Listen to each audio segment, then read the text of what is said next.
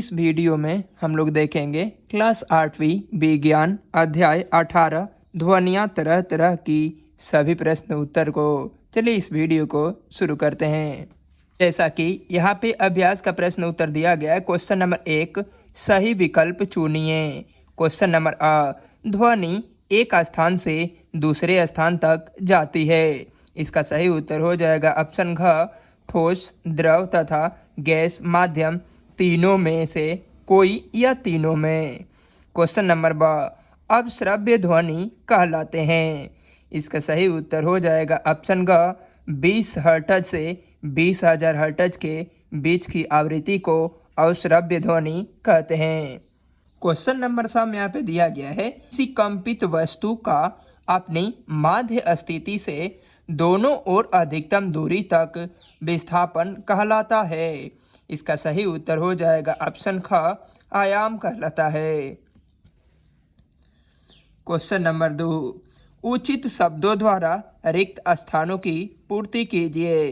Question number क, ध्वनि किसी वस्तु के खाली स्थान द्वारा उत्पन्न होती है। इसका सही उत्तर हो जाएगा कंपन। क्वेश्चन नंबर ख, प्रति सेकंड होने वाले दोलनों की संख्या को खाली स्थान कहते हैं, आवृत्ति कहते हैं। क्वेश्चन नंबर ग, कंपित वस्तु एक निश्चित समय अंतराल में अपना एक दोलन पूरा करता है, जिसे खाली स्थान कहते हैं, आवर्तकाल कहते हैं। क्वेश्चन नंबर घ, अवांछित ध्वनि को खाली स्थान कहते हैं, तो इसका सही उत्तर प्रदूषण, यहाँ पे ध्वनि प्रदूषण भर देंगे, जिसे खाली स्थान करने का उपाय करना चाहिए। इसका सही उत्तर में सीमित भर देंगे यहाँ पे। क्वेश्चन नंबर 3 में यहाँ पे दिया गया है कि निम्न वाद्य यंत्रों में उस भाग को पहचान कर लिखिए जो ध्वनि उत्पन्न करने के लिए कंपित होता है। यहाँ पे क नंबर में दिया गया है ढोलक, और ख में दिया गया है झाल, ग में है बांसुरी, और घ में है एकतारा, और अंगा में है सितार। चलिए इसका उत्तर हम लोग कॉपी पे नोट कर लेते हैं, इसके बाद समझाने का प्रयास करते हैं। जैसा कि क्वेश्चन नंबर 3 का यहाँ पे क्वेश्चन उतार लिए हैं, और इसका उत्तर में हम लोग 1 नंबर में ढोलक के सामने हम लोग ढोलक पर चमड़े का जो आवरण। क्वेश्चन नंबर 2 में झाल यहाँ पे है, तो टकराने पर झाल का ध्वनि उत्पन्न होता है। नंबर 3 में है बांसुरी, ध्वनि के कंपन से। और नंबर 4 में एकतारा, एकतारा में होता है ध्वनि तार से उत्पन्न। और 5 में सितार, सितार में भी तार से ध्वनि उत्पन्न होता है। क्वेश्चन नंबर 4 में यहाँ पे दिया गया है कि आपके माता पिता एक आवासीय मकान खरीदना चाहते हैं, जिसमें आपको भी रहना है।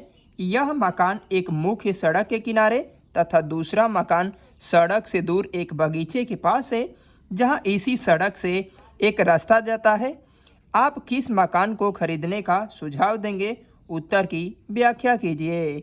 चलिए इसका उत्तर में हम लोग लिखेंगे 4 का, कि यदि मेरे माता पिता को आवासीय मकान खरीदना है तो मैं सुझाव दूंगा कि मकान सड़क से दूर बने बगीचे में खरीदा जाए, क्योंकि नंबर 1, यह सड़क से जुड़ी हुई रास्ता है जो कि सुगम है। नंबर 2, सड़क पर गाड़ी आने जाने का शोरगुल बहुत अधिक होता है, जो कि तकलीफ है।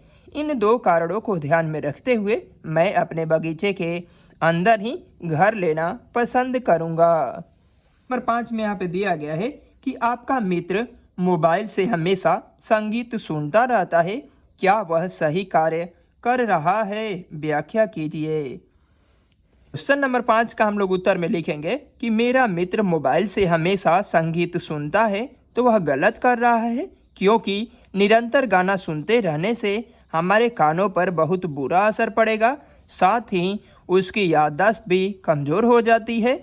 इसीलिए वह सही नहीं कर रहा है, क्योंकि किसी को भी ऐसा नहीं करना चाहिए। क्वेश्चन नंबर 6 में यहाँ पे दिया गया है कि मानव कान का एक नामांकित चित्र बनाए, उनके कार्यों को लिखे। पेज नंबर 256 पे देख लेंगे, मानव कान का नामांकित चित्र वहाँ पे दिया गया है। पेज नंबर यहाँ पे 256 में दिया गया है कि मानव कान का बाह्य तथा आंतरिक बनावट, ये वाला फिगर को हम लोग को बना लेना है। और यहाँ पे दिया गया है नलिका, कर्णपल्लव और कर्णपट, इनके कार्यों को लिखना है। चलिए हम लोग लिख लेते हैं। जैसा कि कर्ण पल्लव, यह हवा से ध्वनि कंपन ग्रहण करता है। सबसे पहले यहाँ पे फिगर बना लेना है ऊपर, इसके बाद नीचे लिखना है। और कर्ण पटह में कंपित ध्वनि गुजरती है, जिसके सिरों पर एक झिल्ली दृढ़ता से तनी रहती है, कर्ण पटह कहते हैं। और नंबर 3 में यहाँ पे दिया गया है नलिका। कंपित ध्वनि जहाँ से गुजरती है नलिका कहलाती है। इस प्रकार हम लोगों ने क्वेश्चन नंबर 6 को भी देख लिए हैं। इस प्रकार यह पाठ समाप्त होता है। मिलते हैं नेक्स्ट वीडियो में। अध्याय 19 वायु एवं जल प्रदूषण की समस्या के सभी प्रश्न उत्तर के साथ में।